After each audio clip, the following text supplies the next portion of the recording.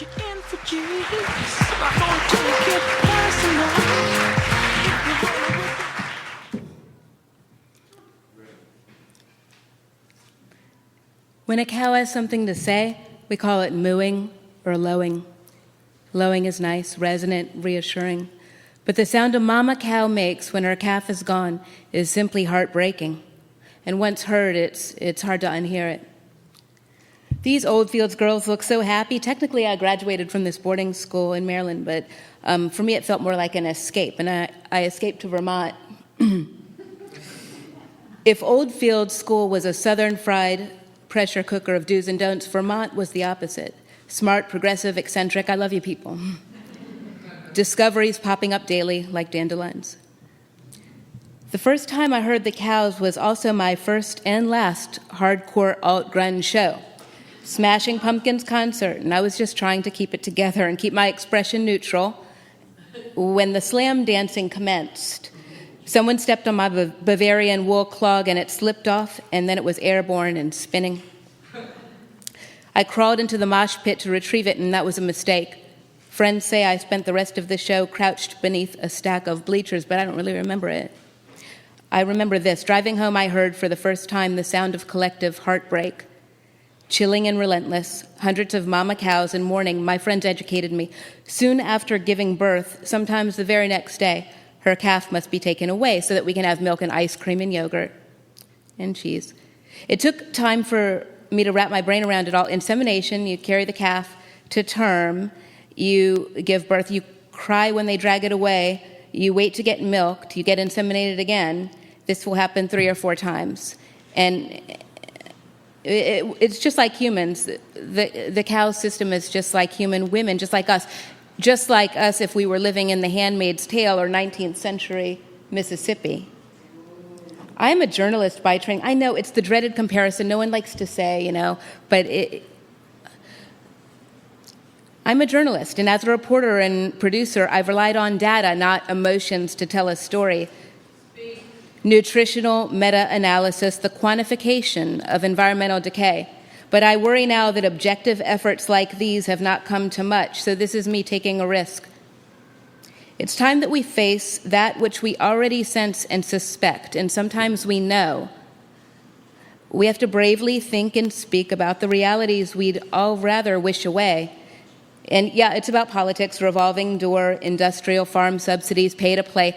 But it's easy to talk about that compared to talking about the suffering of non-human animals.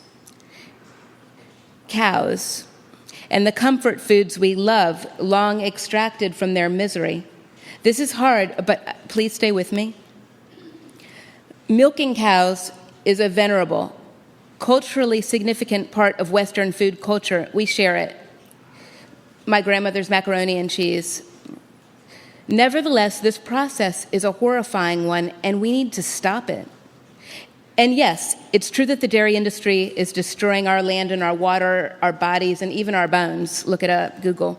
But most of all, it's just cruel. And when we accept cruelty as a fact of life, we do damage to our souls, and I believe this. And what of the mama cow, year after year until she is spent, and when she's given all that she can give, we turn her into snacks, and not steaks, not filet mignon, because the thing about a dairy cow's body is that it's stringy and it's riddled with infection, and you just ground it up into hamburger, jerky, stuff like that. And she's only 4 years old at that point, generally speaking. This is even on a family farm.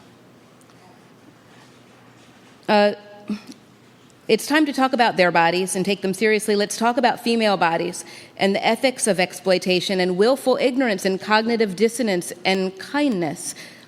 We can be kind. Decades ago, the night of my first and last hardcore show, I realized I couldn't continue to take pleasure in food made from relentless suffering. But then I forgot.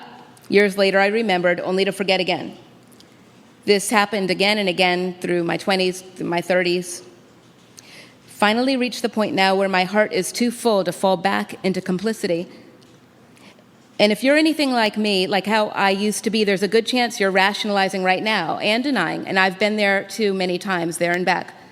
Possibly you find me melodramatic. Possibly you find me ridiculous. That's okay. I accept that risk. Being laughed at is not the worst thing that can happen to a woman in this world. I don't pretend to have an answer for you. I do have a proposal, an idea for an experiment. The next time you eat, pay attention to the butter, the cream, the cheese, and then just be quiet and listen. If you feel okay, keep eating. In a way, you're fortunate in this life. But what if in that silence you have irritation, sadness, anger, disgust? Maybe those are cues, feelings they're signs of empathy.